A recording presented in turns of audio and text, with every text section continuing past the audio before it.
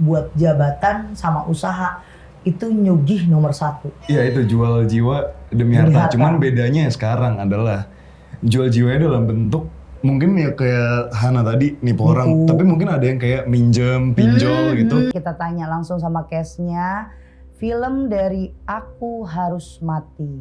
Hana sehat? Alhamdulillah. Amara sehat? Pras gimana? Sehat? Jangan pernah jual jiwa kalian demi harta.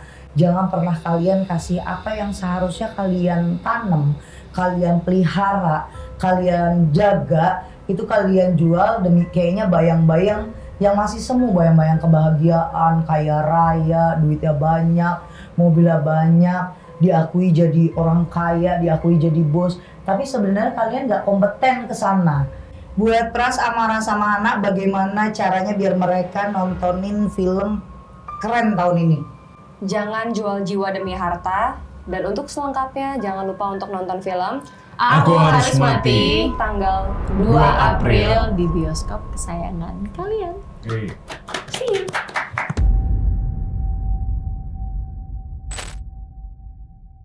Assalamualaikum warahmatullahi wabarakatuh, sahabat mistis kumaha daramang. Alhamdulillah ya Allah, semangat nggak? Puasa pada lemes banget, emang puasa? Puasa kagak? Ya kalau puasa mah alhamdulillah, yang lagi sakit, lagi nggak puasa nih teh karena sakit, lagi menstruasi. Kita doain buat yang lagi sakit cepat sembuh, yang lagi menstruasi ingat itu bonus. Kalau yang sengaja nggak puasa, ya itu resikonya masing-masing. Tapi ingat nggak boleh ikut lebaran, kan puasanya disengajain. Nah buat teman-teman sahabat mistis yang masih nanyain bagaimana caranya jadi narasumber, langsung aja hubungi admin Dika. Nah kalau untuk kalian yang mau konsultasi penanganan, datengin ke tempat praktekku, aku yang datengin rumah kalian, pembersihan dan lain-lain, langsung hubungi 2 admin saya, ada Ririn, ada Sasi di sini. Nah buat kalian hari ini ada spesial bintang tamu. Kalau di film-film biasa guest star, kalau di saya nggak ada guest, nggak ada star, jadi narsum tetap. Kita bahasnya misteri. Karena kali ini ada case dari salah satu film horor yang akan tayang di bioskop. Tanggalnya berapa nanti kita tanya langsung sama case-nya. Film dari Aku Harus Mati. Ya serem juga ya, Aku Harus Mati. Gimana tuh ceritanya? Kenapa film horornya Aku Harus Mati? Apa unsur di dalam ceritanya?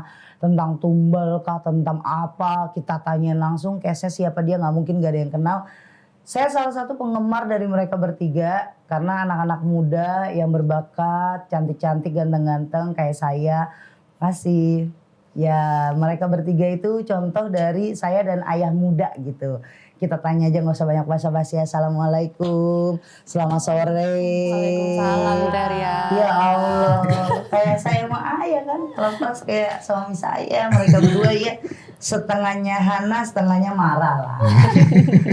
Nggak boleh julid loh. Saya begini udah punya anak 1 loh.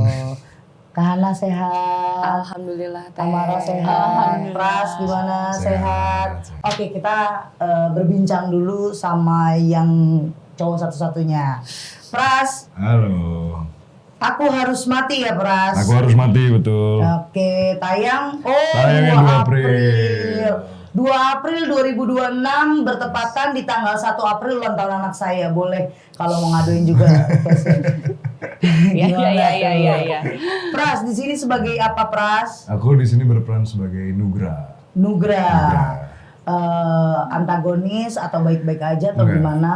Nugra sih protagonis ya. Dia temennya Mala yang diperanin Hana sama temennya Tiwi juga yang diperanin Amara. Dia tuh temen dari kecil di panti asuhan, dia yatim piatu. Terus gedenya ngajar anak-anak di panti. Oke. Kalau Pras, kalau yang sering ngelihat film-film anak muda yang action, terus yang cute-cute, kayaknya kan udah sering. Pras, ini film horor keberapa? Ini film horor pertamaku. Film horor pertamaku. Karena ya emang jarang ngelihat kamu di film horor ya. Iya, betul. Ini berarti film horor pertama. Yes. Kalau Pras sendiri ada gak pengalaman horor di lokasi shoot? Di lokasi shoot. Uh-uh. Ada sih sebenarnya, cuman aku nggak gitu peka. Jadi kayak ya udah daripada kalau dicari tahu juga makin serem, jadi kayak lewat aja. Ya itulah susahnya kalau ngomong sama Gen Z ya. Hana mau dibilang Gen Z apa milenial? Sebenarnya secara umur ya Teh, aku tuh Oh, lahir bahasa kita udah umur Iya, ya. 96 Desember. Itu memang kalau dibilang milenial terakhir banget karena udah Januari, bontot. iya Januari 97-nya udah masuk Gen Z. Betul. Jadi terserah lah mau milenial kayak mau Gen Z, terserah deh. Ya kalau Hana jangan kita tanya dulu ya, dia kan udah melanglang buana. Jadi nanti gitu space-nya ceritanya banyak banget yang mau karena kenapa dari case film Aku Harus Mati ini ketemu sama aku, kebetulan di sebelumnya ada satu masalah sedikit kecil dari Hana yang nanti aku akan ceritain ya ke Hana ya. Oke, kita lanjut ke Kamara. Boleh kenalan, kali ada yang siapa ya itu namanya, aduh gitu. Coba perkenalkan dulu sayang. Halo, aku Amara Sofi. Di film ini aku berperan sebagai Tiwi. Oke, bisa cerewet terus judes gitu kan kalau main film. Ini aku lagi ngingetin nih apa ya, kemarin pas dikasih tahu nama-nama cast yang mau datang, terus aku udah lihat search di Netflix, film ini dia cerewet banget gitu. Kali ini kamu jadinya gimana nih peran Di kamu? film ini cerewet juga. Oh tetep, ada tapinya nih. Tapi lebih lembut gitu. nggak kayak Jadi biasanya. iya, kalau biasanya kan cerewetnya kayak gitu. Kalau di sini kayak lebih khawatir gitu. Pokoknya yang lemah lembut, terus Oke. iya gadis-gadis santun gitu. Kira dari Betul. suara sampo ya. Santun ternyata. Santun ya. Tapi aslinya kamu memang begitu. Enggak juga. Cerewet. Kalau santun nggak juga ya. Dia loh yang julitin diri dia sendiri. Padahal mau nanyanya cerewet bukan santunnya. Oh gitu. Cerewet. Ya tergantung ya. Tergantung sama siapa. Tapi kayaknya aku lumayan introvert. Iya, Kalau baru kenal. kalau udah ketemu langsung sama kamu, memang kamu lebih pendiam malah dibandingin di film ya. Betul. Kayak Pras malah lebih asik ngobrol saat dia bener ketemu gini. Kalau di film tuh ngeliat dia kayak angkuh, sombong, apalagi suaranya ya. Suaranya dia kan ngebas manja. Jadi kayak pengen diempok-empok. Kenapa diempok-empok? Saya nggak ngeliat berondong jadi pusing sendiri. Di sini pada apek orang-orangnya. Amara, kalau di Aku Harus Mati, adakah pengalaman kamu saat di lokasi syuting? Ada dan lumayan ya, kayak awalnya nggak mau, kan ini film horor ketiga aku, jadi emang nggak mau yang terlalu mikirin oh ini horor nih kita bakal di set-set yang itulah ya gitu, jadi nggak mau terlalu mikir dari awal. Cuma pas kita pindah ke penginapan, di saat kita syuting dari hari pertama kan kita emang pindah ke satu penginapan ini, dan itu tuh kayak kamarnya tuh cottage gitu, jadi kayak per kamar itu satu gedung gitu, jadi masing-masing gitu ya. Nah di hari keberapa tuh kayak di apa sih langit-langit ya, plafonnya gitu kan emang gak ketutup ya, dia kayak kayu-kayu gitu. Pas jam 2, jam 3 gitu ada yang duk keras banget gitu kayak beberapa hari. Sedangkan kan itu kamar agak besar ya, jadi emang akhirnya aku memilih untuk diem. Dan kalau Amara emang tipenya kalau takut tuh diem, jadi kayak nahan gini sampai diem sampai udah selesai mulai gitu. tenang gitu ya. Tapi itu lama banget gitu, sampai kita ada kayak momen callingan jam 4, jam 5 gitu. Biasanya masih ada suara duk gitu. Jadi kalau misalnya ada telco, aku suka bilang, "Kak, ini masih bunyi nih," gitu. "Kak, ini bunyi nih." Terus ngomong ke orang hotel katanya itu tikus. Oh, tikus. Tapi kok bisa kayak Duk-duk, duk-duknya tuh keras banget gitu. Terus kayak di lokasi juga aku emang orangnya suka tidur ya. Tapi suka tidur ya melor ya gitu. Tapi kayak di situ kayak ekstra, tiap abis satu scene tuh selalu harus tidur gitu, kayak capeknya tuh lebay banget gitu. Di situ saat syuting ini. Dan kita kayak ada pindah lokasi di rumah gede yang memang itu nggak dipakai gitu ya rumahnya. itu lumayan kayak awalnya kayak cuma berat terus tiba-tiba ada yang jagain gitu, emang kayak pas sudah hari terakhir syuting baru dibilangnya diikutin mulu gitu. Tapi Amar kan nggak bisa lihat ya, jadi kayak ya cuma udah. rasanya cuma berat aja, terus pokoknya selalu ngantuk dan pegelnya tuh kayak abis nguli gitu, kayak ngulinya Kayaknya tuh nguli capek banget gitu ya. Padahal during the day kayak tidurnya tuh banyak gitu sih. Dan kamu tipikal yang percaya dengan hal goib atau enggak sih? Percaya nggak percaya ya, karena kayak aku lumayan deket sama culture Bali dan pokoknya aku tuh dibilang wangi katanya gitu. Jadi tapi nggak pernah lihat, jadi kayak oh kata orang ini kata orang gini, jadi ya iya aja gitu. Iya, karena memang semua yang sensitif atau kita bilang punya indera keenam itu nggak semuanya juga marah bisa ngelihat, nggak semuanya juga kita bilang pekanya dia kontrol semuanya. Kan ada orang yang bisa ngelihat, bisa komunikasi, bisa ya semuanya bisa. Itu berarti indera keenamnya dia atau indigonya dia atau sensitifnya dia kebuka semuanya. Jadi dia sudah bisa ngatur semuanya. Ada yang dia cuma sensitif rasa tapi ngelihat sama sekali, bahkan di ekor mata aja dia nggak ngelihat sama sekali. Ada yang dia bisa ngelihat tapi itu langsung yang kayak peng di depan muka terus langsung bisa hilang karena dia nggak bisa ngontrol. Banyak. Jadi kalau misalnya kamunya dibilang aku wangi teh tapi nggak bisa ngeliat sama sekali, bagus sih. Tapi aku mimpi. Nah berarti peka kamu bukan di muka, bukan di mata, tapi ada di batin kamu. Kayak kamu tahu nih situasi di tempat kayak nggak nyaman. Nah itu juga salah satu tingkat sensitif juga.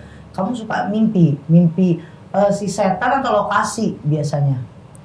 Atau kejadian? Mimpi aku tuh bentuknya kayak CCTV. Oke. Jadi kayak kan kita biasanya ada kayak banyak hari di mana kita di callingnya tuh sore, karena emang scene-nya kan banyak malam ya, dan kita emang pulangnya kayak jam 4 atau Jam Pasti 5 pagi gitu ya. subuh gitu. Dan kalau misal matahari belum keluar aku nggak bisa tidur sebelum mataharinya keluar gitu, dan harus buka jendela. Oh, Iya, sampai begitu. sampai kayak gitu. Kalau nggak aku harus nyalain lampu. Sedangkan kalau tidur di rumah tuh semua mati. Ya iyalah. Cuma kalau di situ kayak aku nggak bisa bener-bener mati. Terus kalau udah tidur selalu dengan mimpi ya kayak CCTV ngeliat aku tidur, terus dari sudut mana aja yang ada makhluk yang ngeliatin gitu. Kalau nggak aku mimpi kayak di kamar tuh kan ada 2 jendela gini. Terus mimpi aku tuh kayak ada kamera gini nge-shot ke jendela, terus cuma ada yang ngeliatin gini terus. Jadi restless banget, makanya kenapa selalu capek gitu. Dan yang bener-bener tidur yang nggak ada kayak gitunya tuh di lokasi. Tapi di lokasi pun tidur juga nggak apa ya? Nggak pules, Nggak nggak pules. nyaman gitu.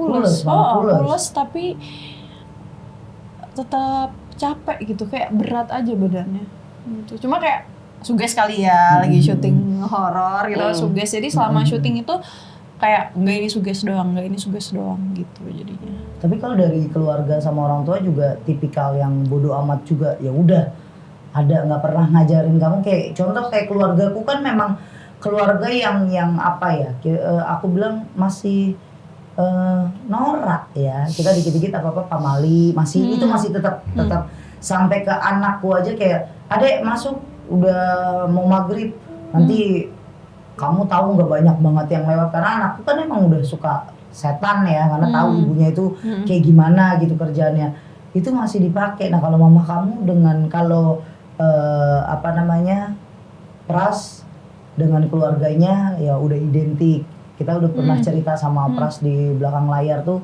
kayak ya udah keluarga Pras udah pakai logika semuanya. Kalau Amara lebih keluarganya gimana? Keluargaku lebih yang jadi kalau dari mama, nenek sama kakek itu kejawen. Tapi mamaku udah enggak. Jadi kalau mama sih nggak ada ngajarin kayak gitu-gitu. Terus nenek kakek juga Ya biasa aja udah ya. biasa aja semuanya gitu. Cuma kalau kayak misal sebelum bulan puasa, kalau tahun lalu kan ziarah gitu-gitu ya paling dengar cerita, oh ya ini silsilahnya gini, tapi nggak pernah kayak diajarin pamali kalau ini apa gitu, enggak sih. Enggak ya, Enggak. tradisi itu enggak dipakai. Masa enggak yang terlalu ya, identik dengan gini. Kalau keluarga aku masih ada, cuma kalau untuk ngajarin yang gimana-gimana memang dasar riaknya aja. Yang doyannya ngejar-ngejar setan tidur, setan ngumpet, kita ubrak-ubrak. Ya nggak, Le? Iya, gitu dong. Tapi ternyata kayak gitu tuh termasuk sensitif ya? Iya, Maksudnya sensitif. yang aku alamin tuh sensitif. Sensitif itu. Oh. Dan bahkan ada beberapa kalimat kalau mimpi itu yang berulang-ulang nggak baik. Terus ada mimpi di dalam mimpi lagi itu nggak baik. Oh, aku sering banget. Nah, itu nggak kayak baik gitu. begitu. Nah, kalau dibilang nggak baiknya apa tergantung dengan masalah si orang yang mimpi. Bisa itu teror karena memang lagi dikerjain sama orang, balik lagi black magic, atau memang kamu lagi ada masalah sama orang, tapi orang tahu nggak bedanya black magic sama ain. Nah, kalau orang tahu black magic sama ain tuh itu satu tujuan yang sama untuk kalau kita bilang ada penyakitnya unsurnya jadinya ke magic gitu, ke goib. Tapi mereka melakukannya itu beda-beda. Nah, kalau misalnya kamu ngimpi kayak udah ngimpi lagi, bisa kena nanti penyakit ain, bangunnya tuh kayak orang depresi, terus larinya ke muka, ya larinya lagi ke badan kita, jadi kayak kita kemana-mana tuh kayak rasa takut, cemas, gelisah. Nah, bisa ke magic juga, ada yang namanya guna-guna.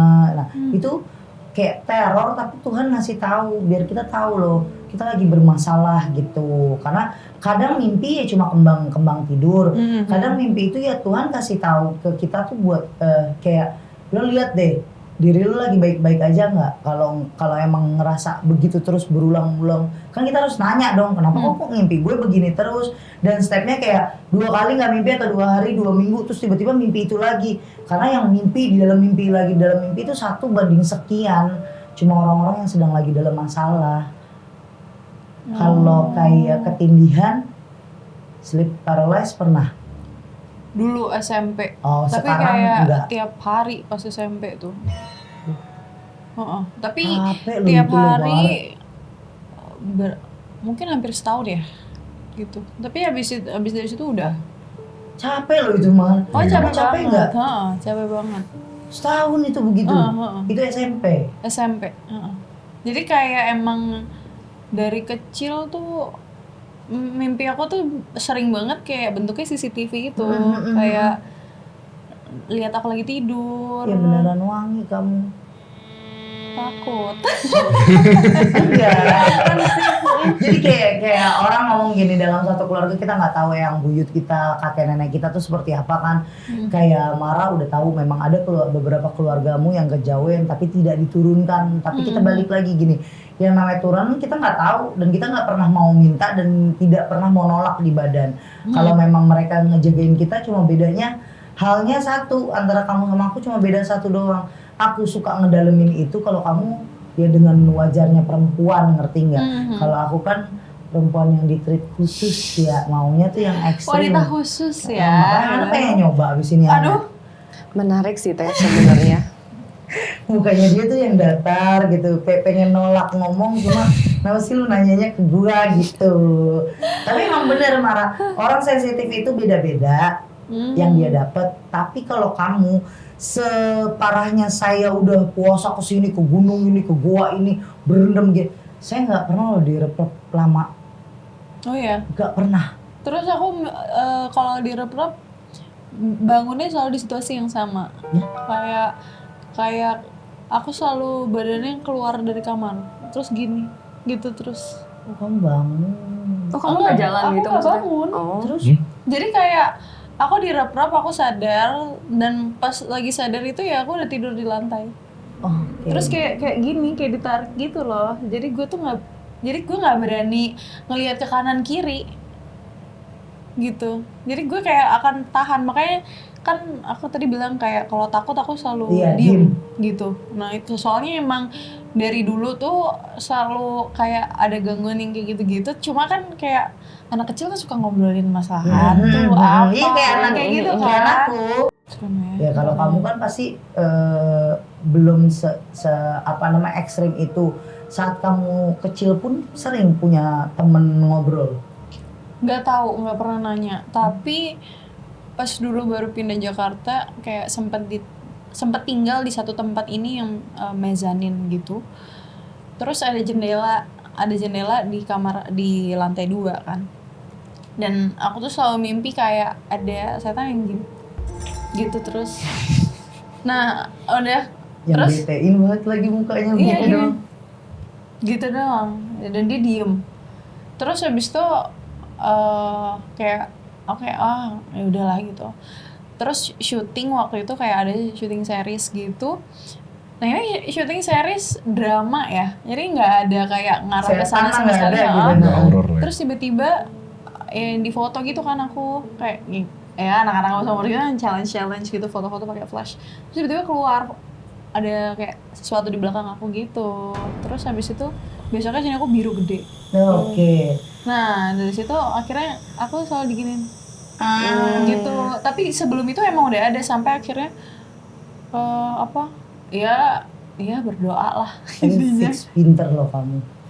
Dengan kamu memang beneran wangi, beneran memang ada pendamping, beneran kamu sensitif, tapi kamu jalanin semuanya. Oke, gue nggak apa-apa, gue nggak kenapa-napa, gue aman. Kayak kamu tadi bilangin, tapi aku nggak ngeliat, aku cuma ngerasain aja gitu kan. Aku nggak pernah yang lihat langsung. Dengan lo cerita kayak gini, itu ngeliat. Gitu ya, tapi kan nggak gini, nggak lihatnya nggak pas bangun gitu. Masalahnya gue juga kalau misalnya melek mata terus di depan, antara gue meninggal duluan sama shock, nggak ada juga yang terima. Kita yang kita spiritualis aja yang langsung blok begini, kadang jantung kita itu nggak sekuat itu juga. Kita masih manusia marah, masih kayak misalnya mereka dari jarak jauh itu kadang yang bikin kita takut itu. Nih walaupun kita udah sering lihat setan, ada momen di saat nih kaki nge-freeze juga ada. Kita masih bisa terkejut, kita masih kaget. Ya kayak gue sama Kang Nanda masih bisa, wah ya masih ada. Oh iya, Kita pas aku di foto. Ya betul. Di foto itu kan kayak aplikasi di HP tapi kayak digicam gitu loh. Jadi kayak fotonya itu baru muncul kalau kita buka galeri. Nah temanku yang fotonya tuh belum lihat fotonya. Terus aku lihat kan, terus ada di belakang itu ada 3 foto. Terus aku kayak nge-freeze seperti biasa, terus aku kayak tarik gue gitu. Terus habis itu aku nangis kan. Terus fotonya di-delete. Nah dari 3 foto itu cuma 1 yang masih ada fotonya. Sisanya itu jadi blank putih. Oke. Gitu. Jadi kayak makanya pas syuting film ini kayak aku udah nggak mau mikir ke sana, nggak mau kayak oh iya katanya sensitif terus aku ada gini. Betul. Jadi kayak udah jalan aja gitu. Betul. Jadi kayak pesan aja makanan yang banyak Makanya gitu. Jadi hebat loh. makannya jadi banyak. Iya, terus lagi pinter makannya ya. jadi makan terus kalau Mau enggak gede ya. Gross fruit. Tapi emang itu salah satu momen ibaratnya perempuan atau anak normal buat ngendaliin semua yang ada di badannya. Kalau dulu aku SMP begitu, gue nggak ngeliat setan, nggak apa gitu. Tapi karena aku ketemunya dengan perempuan dan temen-temen yang emang haus validasi, terus ngebully sama aku terlalu kuat, jadi akhirnya kayaknya setan lebih baik jadi temen gitu. Nah buat Pras, Kahana, Amara, sama sahabat Misis, karena kita waktunya buka puasa, terus sama satu hal, Amara mau ada janji keluar ya, jadi nggak bisa nerusin. Nanti kita akan podcast bareng, cerita lebih lanjut tentang Aku Harus Mati berdua dengan Pras dan Hana. Buat Pras, Amara sama Hana, bagaimana caranya biar mereka nontonin film keren tahun ini? Jangan jual jiwa demi harta. Dan untuk selengkapnya jangan lupa untuk nonton film Aku Harus Mati tanggal 2 April di bioskop kesayangan kalian. Oke, sahabat mistis, karena tadi kita udah break untuk buka puasa, karena memang saat ini jamnya masih sore sih bagi saya karena baru buka puasa. Terus tadi Amara pamit izin untuk kembali ada aktivitas lainnya. Untuk sahabat mistis semua yang masih penasaran nih ceritanya kayak gimana sih Teh Aku Harus Mati tuh bagaimana sedikit dong. Oke, kita spill sedikit trailer dari film Aku Harus Mati.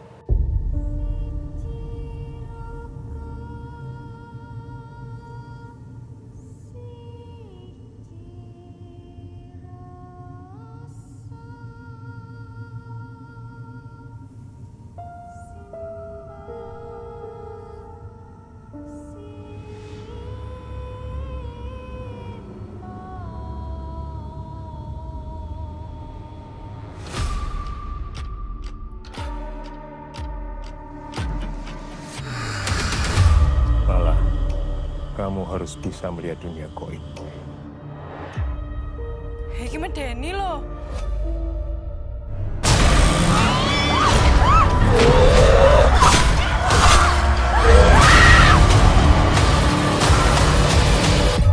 Nah, untuk sahabat bisnis harus tahu nih berawal dari mana sih aku ketemu sama Kahana, Pras dan tim dari Aku Harus Mati. Jadi awalnya gini, nggak kayak promo film lain ya yang memang mau niat promo. Ini aku tuh berawal dari VT, ada salah satu VT yang banyak tekan ke aku. Ada salah satu artis perempuan mengalami satu kejadian yang bagi dia aneh karena saat proses syuting itu mata batinnya kebuka walaupun tidak yang luar biasa ya kayak ngelihat di depan mata dan lain-lain, tapi merasa aneh, kejanggal, risih, terus takut dan sampai akhirnya nyampe aku di tag, terus aku ada bales di situ, akhirnya di-mention kembali sama Kahana. Jadi Kahana itu buat Viti, nggak usah tepuk tangan, Pras ini serem. Ini serem. Jadi sama Kahana itu ada satu Viti, nanti kita tayangin juga Vitinya apa, kayak gimana. Terus banyak banget yang nge-tag ke aku untuk bantuin Kahana, karena ternyata di proses syuting itu ada satu scene atau satu adegan yang ngebuat benar-benar terjadi mata batinnya Kahana itu terbuka, walaupun bagi dia nggak yang se-ekstrim orang-orang cerita, tapi ngerasa nggak enak, terus kayak nggak nyaman, dan ngerasa ini aku harus kayak gimana. Akhirnya aku balas DM, kita DM-an sama Kahana ya.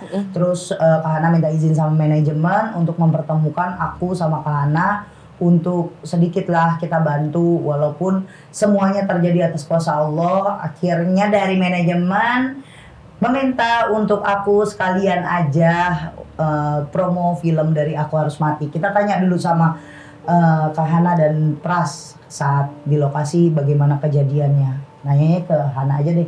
Pras udah kita tanya, ntar baru ke Pras lagi ya. Oke Kahana. Ya, Sebelumnya kasih tahu dulu sama sahabat mistis, jadi apa di situ, siapa? oke, sahabat mistis, namaku Hana Saraswati dan di film Aku Harus Mati aku berperan sebagai Mala. Oke, sebagai Mala. Yes, Mala namanya. Mala apa tuh? Dia pendiem kah atau antagonis kah perannya? Mala nih protagonis, dia baik menurutku. Baik menurutku. Jadi Mala ini bersama Nugra dan Tiwi memang tumbuh dan besar di sebuah panti asuhan. Jadi kita nggak ada yang tahu nih orang tua kita siapa gitu ya. Dan kita memang grow up as a family gitu. Karena kita nggak punya siapa-siapa selainnya. Udah kita bertiga dan kita sebaya gitu. Jadi saat kita tumbuh dewasa, akhirnya Mala merantau ke Jakarta. Suatu hari Mala mudik nih istilahnya ke kampung, nengokin pantinya, ketemu Nugra sama Tiwi. Oh, akhirnya ketemu lagi. Iya, niat hati Mala tuh mau ketemu kangen sama temen-temennya. Oke. Sama pengurus panti juga gitu. Barulah kejadian-kejadian itu dimulai. Iya, banyak kejadian-kejadian aneh di panti ternyata. Nah, Kahana, biar yang lain nggak penasaran nih, awal mulanya kamu ngerasa diri kamu kayak, aduh, ini rasanya aneh banget, ini tuh apa gitu. Jadi Teh, sebenarnya aku tuh memang pada dasarnya pori-porinya rapat kalau kata orang. Nggak sensitif sama sekali. Mau di tempat sehoror apapun aku nggak bisa ngerasain. Sedikit pun. Jadi kejadiannya tuh waktu aku ada scene ngebuka mata batin. Memang ritual yang di sana tuh kita semua ritualnya tuh kita konsultasikan ke orang yang memang berpengalaman di bidang perdukunan gitu kan. Kita melakukan ritualnya sesuai dengan prosedur yang seharusnya supaya memang believable juga.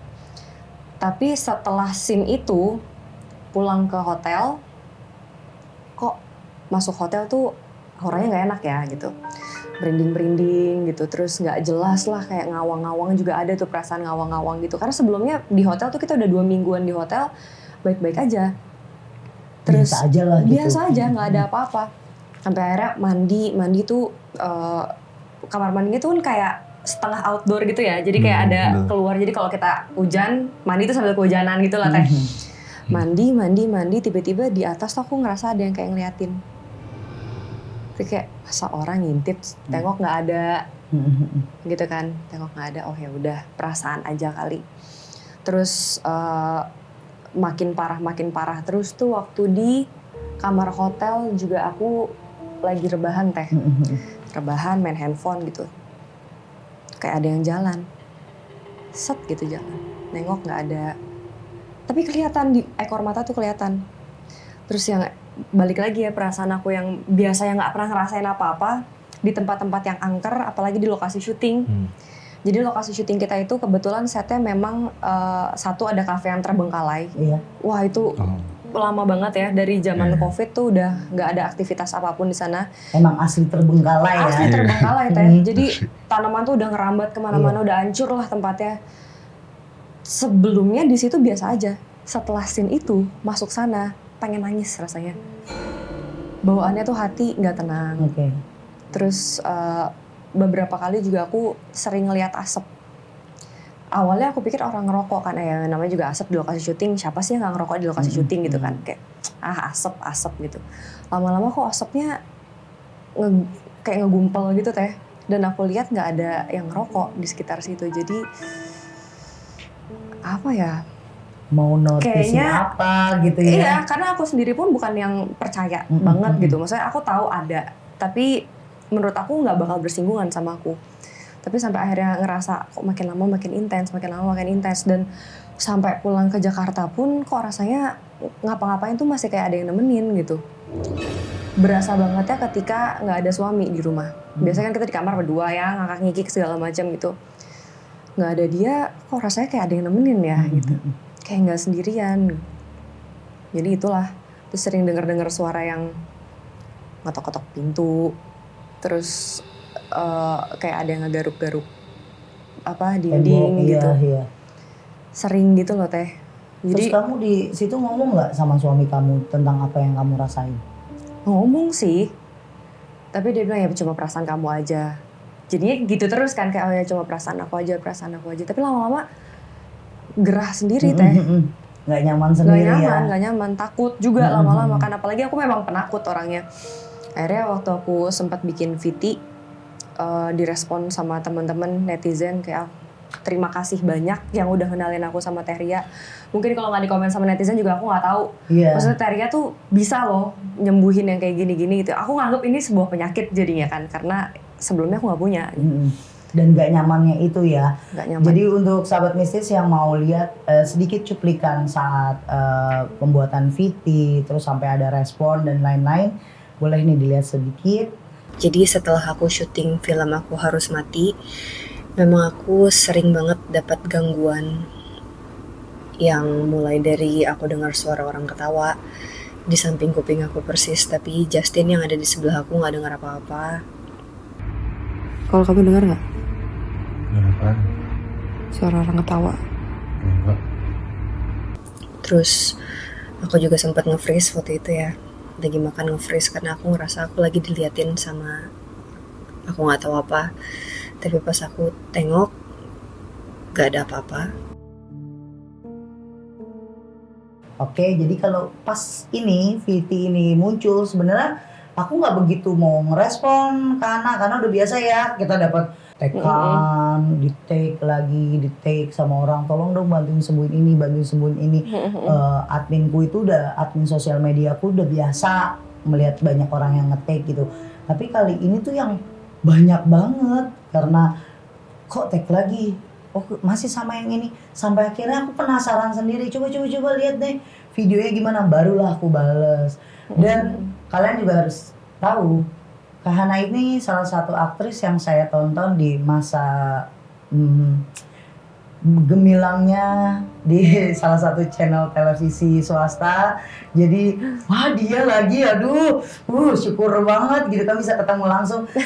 Saat itu ada manusiawinya juga ya kan karena ngeliat oh tag-nya artis yang pernah kita tonton. Terus salah satu lagi kayak aku ngeliat di VT itu plus minusnya ada di muka kamu, langsung kelihatan. Tapi kan harus ketemu, harus aku dalemin, besar atau kecilnya energinya, terus apa yang hambat, apa yang ngikutin kamu, kita harus tahu juga karena buka mata batin itu nggak sembarangan dan mau nutupnya juga nggak sembarangan karena takutnya gini, saat Kahana tidak sadar itu terbuka, terus kita mau nutup itu agak susah. Nah, sama halnya kayak orang sengaja minta dibuka, saat ditutup ternyata sangat sulit dan tidak bisa ditutup kembali, itu bisa terjadi. Makanya aku discuss sama Kahana buat ketemu, tapi karena ini ada di satu scene dalam filmnya yang Kahana mainin, ya udah sekalian aja direkam biar buat ada bukti kalau memang kejadian itu di scene akhirnya panjang ya ceritanya jadinya melebar kemana-mana. Enak kalau kayak si Pras, Kamara, ibaratnya orang-orang yang tidak mengalami sampai kejadian di rumah, bener nggak Pras? Pras kan santai ya, udah selesai syuting, udah. Kahana ini first time dan dia ngalamin yang namanya rasa. Kalau orang udah kayak diawasin, terus kayak di sana di mata kiri atau ekor kiri kita kelihatan banget ada yang lewat, itu kan lama-lama ngeganggu psikis. Nah, aku yang ditakutin Kahana terus-terusan ke trigger yang aneh-aneh, psikisnya kena, mentalnya kena, jadi pendiam, jadi nggak mau keluar, jadi nggak bisa aktivitas karena udah semuanya kena. Nah, kalian yang udah ngelihat Viti ini, kalian harus tahu bagaimana caranya pertama buat ngelakuin hal, bener nggak? Gue nge-screening badan itu bener nggak? Jangan semua juga kalian sangkut pautin sama setan, sama jin lagi, atau enggak ilmu hitam, enggak. Kadang yang nggak ngerti kayak Kahana aja kecipratan karena apa, mungkin saat lagi syuting capek, lagi nggak fokus. Namanya syuting kan pasti capek, yang udah pernah ngalamin syuting itu pasti kayak nguras tenaga kan. Pikiran kita juga yang tadinya fokus ke situ dengan dialog kita akhirnya buyar ya karena badan nggak fit. Nah itu banyak lain kemungkinan yang pernah dialamin Kahana di sana, akhirnya terjadi itu buka mata batin. Nah untuk kali ini aku mau nanya gantian nih ke Pras dulu. Film ini tuh sama nggak sih atau ini sejenis pesugihan kah atau santet kah gitu? Iya tentang pesugihan sih. Jadi sebenarnya temanya tuh inti dari cerita itu jual jiwa demi harta, pesugihan kan ya jatuhnya. Pesugihan sih. Iya. Kalau misalkan pesugihan gitu kalau di dunia asli itu sebenarnya kayak apa sih teh? Maksudnya apa, how it works gitu. Sebenarnya apakah memang harus jual jiwa terus dapat uang atau dapat emas, atau sebenarnya modelnya tuh kayak gimana gitu yang didapat sebenarnya tuh, apakah cash langsung atau apa jalannya menuju kesuksesan kah apa gitu? Jalannya tiba-tiba hoki gitu kan dapat apa gitu, sebenarnya apa? Kalau di pesugihan itu macam-macam. Bedanya itu dari mahar mereka. Mereka itu harus juga punya mahar untuk ngelakuin hal tersebut. Di awal mula seperti kayak misalnya ada sajennya, ada ritual-ritual khusus yang membutuhkan uang kan. Buat si iblis ini masuk ke raga si yang minta. Nih yang minta pesugihan. Nah kalau misalnya dapetnya case atau apa-apa, balik lagi tergantung mereka di pesugihan itu mintanya apa. Kalau memang ada disiapkan satu ruangan kosong, ditutupin kayak misalnya tanpa, kain hitam, bisa jadi uang cash. Atau mereka memang jalannya dalam usahanya mereka itu tipikalnya ketemu klien. Nah itu tuh kayak mereka dibuat tunduk semuanya, ngerti nggak? Kayak mau oke, deal. Makan tumbal nggak teh? Setiap yang namanya ilmu hitam itu kan kejahatan yang tidak berbentuk fisik gitu, tidak menyentuh. Ini hanya ritual, itu pasti ada memakan satu jiwa atau memakan tumbal. Untuk apa gunanya? Say thanks sama si iblis ini. Karena darah-darah mereka itu yang akan dimakan lagi sama iblis. Nah kalau di film ini nih teh tumbalnya itu pakai kepala kerbau. Oke. Kepala kerbaunya gede gitu ya, warna hitam gitu. Kalau di dunia nyata apakah kepala kerbau juga bisa jadi mahar untuk tumbal. Bisa kepala kerbau, sampai bule, terus kambing cemani atau ayam cemani, itu salah satu bagian dari ritual atau sajian yang dibutuhkan. Itu ngundang. Sama kayak orang-orang sekte pun butuh darah, kayak nanti darahnya itu mau darah manusia kah atau darah-darah binatang. Itu nantinya dituang di satu gelas cantik jadi kayak ala-ala wine. Itu untuk ngundang sebenarnya, menyatukan tubuh kita ke jin, karena jin itu suka yang bersifat najis, bersifat haram, itu mereka suka. Dan yang pasti ritualnya itu nggak cuma kebo doang, kepala kebo nggak ada ritual, pasti kan ada pemanggilan, darah-darah itu disiramin atau nggak darah-darah itu diminum, dibalurin ke badan, itu relate sama. Banyak orang di sini untuk penyembuhan pun, kalau misalnya dia tingkat santetnya atau teluhnya udah tingkat tinggi, kita butuh juga itu. Kayak kambing, kerbau, sapi, atau ayam cemani. Untuk apa media? Biar si iblis ini kemakan sama mereka. Jadi yang tadinya mau nyerang kita, akhirnya ke si binatang ini, si binatang ini lagi, si binatang ini lagi gitu. Kalau untuk penyembuhan, karena kita harus ada trik biar dia tidak nyerang langsung badan si target kan. Kalau untuk pesugihan, bedanya memang nyugihin itu untuk minta sesuatu yang dimana harus terjadi. Jadi kalau nggak ada kambingnya, dia nggak bakalan bisa kasih kita kekayaan, malah kita yang mati. Bahasanya begitu. Kita nggak ngasih kerbau. Kepala kerbau salah satu kayak sajian khusus. Memang harus ada kepala kerbau untuk jadi sajen buat ritual. Ya kalau nggak ada, bisa kita yang kena imbasnya. Nah itu dia, kalau misalnya udah nyuguhin kepala kerbau misalnya, ternyata perjanjiannya jalan terus gitu. Mungkin nggak iblis yang minta yang lain? Mungkin lah. Mungkin Gini, batasnya cuma satu. Pasti mereka mintanya cuma nyawa doang. Mau itu nyawa manusia, mau itu nyawa hewan. Yang dia butuhkan itu yang bernafas, yang dia butuhkan itu yang punya nyawa. Kalau banyak yang nyeleneh gini, kasih aja ikan, kucing, dan lain-lain. Kalau memang mereka mau nerima ya kita kasih. Kalau enggak, kita lagi nggak main-main sama manusia, kita lagi main-main sama iblis. Salah-salah pikiran kita, tingkah laku kita, malah mereka yang kendaliin gitu. Terus Wah, cakep banget sih kalian berdua. Menggebu ya. Iya, makanya penasaran soalnya penasaran kalau buat orang-orang misalnya yang melakukan pesugihan gitu teh. Mereka kehidupan setelah kematiannya kayak apa ya? Pernah tahu nggak? Wallahu a'lam bishawab ya. Cuma kalau misalnya saya pernah mimpiin itu tuh, jadi ada kejadiannya sebelum saya masa tobat. Saya bantuin orang. Jadi saya itu bukan ahli di pesugihan. Saya itu punya guru juga ahlinya di pesugihan. Kita antarkan ke sana. Bahasanya kita jadi kunciannya dia. Jadi yang ya jembatanin dia. Saat dia udah kalah semuanya nih, jadi semua yang ditumbalin udah habis, akhirnya dia yang jadi tumbal. Dia itu hampir ada 40 hari berturut-turut itu, setiap saya lagi ngadain ritual khusus, dia itu datang.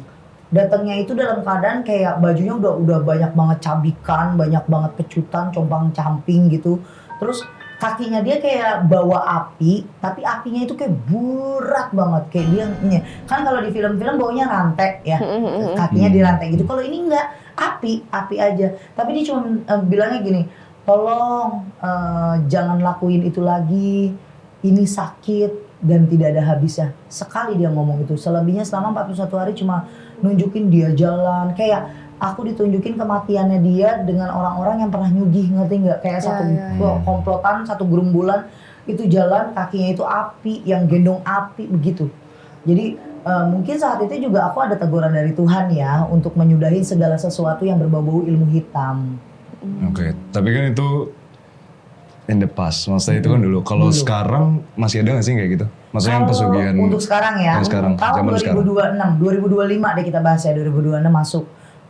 Di 2025 ada beberapa chat yang masuk ke saya minta untuk pesugihan. Padahal saya udah begini. Tapi kalau untuk sekarang masih ada nggak? Untuk sekarang saya tidak pernah nemuin orang yang ngelakuin itu. Mereka melakukannya itu udah lama. Ngerti nggak? Udah lama dari 2019, 18, tapi minta tolong ke sayanya itu untuk lepas dari sugih itu. Bisa. Insya Allah kalau emang dia niatnya mau tobat dan benar, masih bisa. I see. Walaupun pasti ada korbannya. Berarti tetap pesugihan tetap bisa dibatalin sebenarnya. Masih bisa dibatalin. Tapi ya itu yang parah kalau tahun sekarang belum ada yang saya lihat langsung secara langsung ya dari 2025 terakhir tuh enggak, 2023 pernah. Masih Karena ada. saya pernah sekali syuting di salah satu kota, terus lokasinya itu nggak jauh dari kayak bukit. Nah bandelnya saya itu kalau mata saya udah pengen ke sana itu ke satu tempat ada titik, ternyata pasti ada orang nyugi di situ lagi tapa, lagi ini segala macam karena badan saya kan pernah masuk ke golongan mereka ya. Jadi kayak ada energi yang narik ke sana. Akhirnya saya minta temenin suami saya sama beberapa tim saya buat yuk cek lokasi alasannya. Padahal saya ke sana bener itu kalau kepala kerbau di salah satu kayak goa kecil gitu. Cuma untungnya kita nggak masuk kayak cuma dari luar, ada sajen. Nggak lama kita ditegur sama adalah kuncian di sana kayak mau ngapain kesini bla bla bla. Terus saya bilang kasih tahu sama suami saya pernah kesini 2013. Saya baru jelasin akhirnya syuting itu nggak jadi di situ karena pasti malamnya bakalan chaos sayanya, badan sayanya. Jadi 2023 oke, pernah, tapi untuk selama di 2025 ini belum. Cuma kalau pasien yang minta tolong karena dia dan suaminya pernah jadi orang yang nyugih dan mau lepas dari itu banyak. Kalau yang pesugihan demi naik jabatan gitu sering nggak Teh? Banget lah. Sering ya? Banget, Bisa sering tapi. banget ya. Dibilang bisa nggak bisanya itu kalau awal semua mereka dijanjikan senang prasana. Mereka itu dibisain. Jadi kayak seakan-akan tuh mereka terbius kalau wah gue dapat duit nih. Ada ternyata nyata sampai kesekian mau 100% mereka jaya itu ada aja korbannya. Karena apa? Nggak bisa pesugihan itu ngejanjin 100%. Ujung-ujungnya dia bakalan gila atau nggak mati. Tapi kalau buat jabatan sama usaha itu nyugih nomor 1. Oh gitu. Malah. Iya. Karena kalau untuk jabatan balik lagi tujuannya biar saingnya dia lah yang akan ditumbalkan ya. Usaha begitu, mau itu karyawannya, keluarganya, yang beli siapapun itu yang penting usahanya dia naik. I see. Itu kalau dibilang ada nggak ada, relate sama tahun-tahun yang sekarang banyak banget orang-orang Indonesia ya satu banyak dibilang bodoh, maunya bersaingnya secara cepat, tidak mau secara pintar. Jadi kenapa saya sering kasih tahu gini, bukan saya membodohkan orang-orang Indonesia, saya mau ngingetin karena masih banyak banget orang yang pakai cara ilmu hitam. Makanya semakin saya dibilang orang bodoh karena ngasih tahu tentang ilmu santet itu kan akhirnya ya udah orang nggak ada yang percaya, makin nggak ada yang percaya. Dengan leluasanya mereka ngelakuin hal itu padahal biar nggak kelihatan. Ya enggak lah 2026 gue pakai begitu padahal dia pelaku utamanya. Tapi berarti kan selalu ada harga yang harus dibayarkan. Kalau misalkan dia tidak sanggup, kayak misalkan kasih tumbal gitu, bisa nggak kayak nyasarnya ke keluarganya gitu yang mati gitu? Itu udah pasti Pras. Jadi emang nyasar pasti kalau nggak disanggupin ya. Karena bahasanya gini, gue nggak mau lah gue nyugi gue yang mati. Iya sih, Oh. iya sih. Dan Oh, yang iya gilanya gitu. itu pasti ujung-ujungnya orang-orang terdekat mereka kayak ibu mereka, kayak misalnya mereka udah suami istri nih jalani ibunya mereka, mertua mereka, terus sepupu lagi, terus ipar, lama-lama malah jadi anaknya mereka, bahkan dirinya mereka sendiri di ujung nanti. Nggak, mereka tuh yang melakukan kayak gitu tahu keluarga akan meninggal, mereka tetap melakukannya gitu. Kayak ikhlas-ikhlas aja dari keluarga yang nggak ada. Ada malah satu kejadian, saya punya pasien yang udah pernah saya punya channel YouTube dulu di Misteria, itu pernah mengaku saking dia tahu anak-anaknya dia harus mati, masa harus jadi korbannya dia jadi kayak nyuruh istrinya hamil, kalau nggak hamil ngambil ke panti asuhan, ngadop siapa gitu, itu untuk jadi tumbal-tumbal terus. Iya. Jahat ya. Sampai akhirnya Egois istrinya banget. dia mati, baru dia sadar. Karena ini si Dia pasien ngerti, laki-laki ya. ngerti. Sampai akhirnya istrinya nggak ada, terus dia kebingungan sendiri. Gue kaya untuk siapa? Nah itu baru sadar. Namanya udah kemalut jin, iblis. Dia baru sadar, bayangin aja perasaan dia baru sadar saat semuanya udah nggak ada, dia ngomong, terus gue kaya juga buat siapa? Kalau gue harus kehilangan semuanya itu. Saya sebenarnya pengen banget tayangin beberapa chat. Saya minta maaf banget sama sahabat mistis yang selalu masih ada rasa bodoh.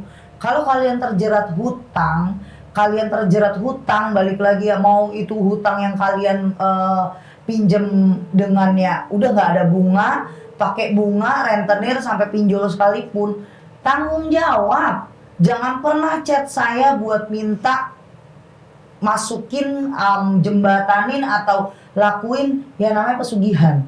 Karena saya janji sampai saya tutup mata, saya mati sekalipun, kalian salah satu orang yang akan saya benci, saya anggap najis. Kenapa?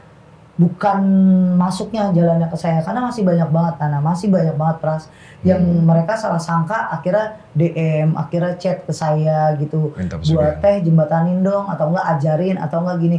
Bagi mereka saya akan peduli, atau saya akan wah kasihan ya dia lagi nggak punya uang atau terjerat hutang. Bagi saya kayaknya hutang itu kan dengan sadar ya mereka minjem, ya udah, kalau berani ngutang berarti beranilah bayarnya. Harusnya. Nah kalau saya balik nanya nih, kan kalau saya mah udah terbiasa dengan pesugihan, tumbal, orang kena santet. Kalau kalian berdua di sekitar kalian pernah lihat atau pernah dengar nggak tentang pesugihan? Dah dia mikir. Pesugihan sih.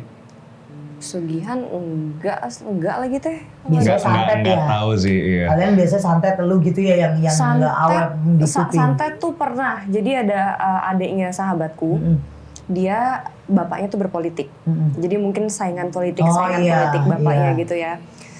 Adiknya nih cowok masih kecil gitu, kayak masih SD atau SMP gitu. Sakit, dibawa ke medis, dicek sehat semua. Tapi badannya tuh sampai 3 bulan dia nggak bisa ngapa-ngapain, tiduran doang, sampai kurus banget. Tapi untungnya sembuh sih, sehat. Tapi memang lewat jalan spiritual, nggak bisa lewat medis sama sekali, nggak ketemu penyakitnya. Iya. Nah itu makanya kadang-kadang aku notisnya gitu, Hana. Maksudnya notis ke orang-orang itu bukan aku mau membodohkan kalian, enggak. Karena yang datang ke sini aja aku suruh cek ke medis dulu. Kalau memang medis udah sampai MRA dan lain-lain tidak bisa, tidak ada terdeteknya, cara yang aku lakuin juga bukannya mandi kembang tengah malam, enggak. Adalah ritualnya, kalau dibilang ritualnya apa teh? Si pasiennya kita suruh zikir, ilangin dulu semuanya negative thinking, tolong overthinkingnya dibuang. Jadi dia klimaksnya tenang dulu, sampai ketemu yang namanya nyaman di hati, baru kita bisa sembuhin, baru kita bisa tarik. Nah kan kalau Kahana ada tentangnya santet lagi ya, pesugihan. Kayaknya kalau di zamannya Pras nggak denger. Sebenarnya ada, cuman nggak tahu ini masuknya pesugihan atau enggak. Apa tuh? Jadi kayak waktu itu ini sih ceritanya pacarnya temen. Jadi dia itu, ini agak jauh ya. Pacarnya temen itu dulu punya mantan. Nah mantan ini katanya bapaknya pesugihan. Jadi setiap si pacarnya ini punya pacarnya mati. Sampai dia waktu itu kecelakaan mobil tapi nggak mati. Habis itu bapaknya itu yang mati. Nggak lama dari situ. Terus katanya kayaknya pesugihan karena orang sugih, karena orang kaya gitu. Cuman nggak tahu ya.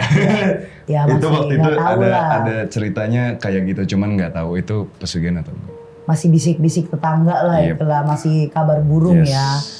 Nah kalau tadi kan emang real the pesugihan nih.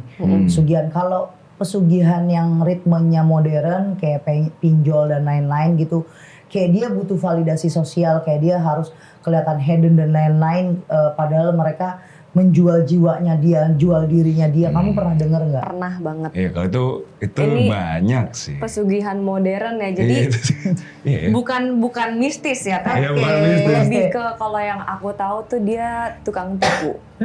Jadi dia memang personal brandingnya bagus, bicaranya bagus. Dia pun bergaul sama orang-orang yang menurutku kompeten semua nih, orang-orangnya cowok. Cowok. Dan bukan gitu, saya, bukan Pras, jauh lah orangnya. Jadi dia memang nipu orang gitu kan, dapat uang gitu. Terus nanti dia nipu lagi, dapat uang terus dia kayak gitu. Terus tapi setiap hari dia jadi diteleponin sama orang, mana utang lo bayar, lo bayar. Maksudnya itu kan kalau zaman sekarang jadi lo sold your soul buat validasi gitu kan. Ada sih kayak gitu. Di sisi lain uang yang dia dapat ini buat melet perempuan, buat nyenengin perempuan itu. Jadi ada yang jadi korban ya? Ada perempuan ini tapi dibikin buta banget, kayak seolah-olah laki-laki ini tuh segalanya gitu, emang kaya, emang bisa provide, seolah-olah laki-laki ini tuh baik banget. Iya. Ganteng. Jelek. Oke, itu yang ditunggu sih ya. Kalau Jelek. ganteng kan oke ya. Ya membutakan Iya, mata masih iya. wajar gitu. Ini enggak, biasa Jelek. jelek, cenderung jelek. Jadi Iya sih, tapi bener sih, maksudnya itu suka modern. Pakaian sama baju pakaian sama baju sama yang mobil gitu, kendaraan bagus. bagus lah orang tukang tipu teh. Oke. Pengen banget ngomong udah rasanya. Oke. Iya. Karena sudah pernah. Pernah sih, ya sebenarnya ini bener sih, ini konsep pesugihan modern. Maksudnya kalau aku dengar dari Teria tadi kan pesugihan ini konsepnya adalah ya itu jual jiwa demi harta. Cuman bedanya sekarang adalah jual jiwanya dalam bentuk mungkin ya kayak Hana tadi nipu orang, tapi mungkin ada yang kayak minjem, pinjol gitu demi kelihatan kaya, demi feeds Instagram. Itu kan sebenarnya jual jiwa juga, ngapain kan gitu.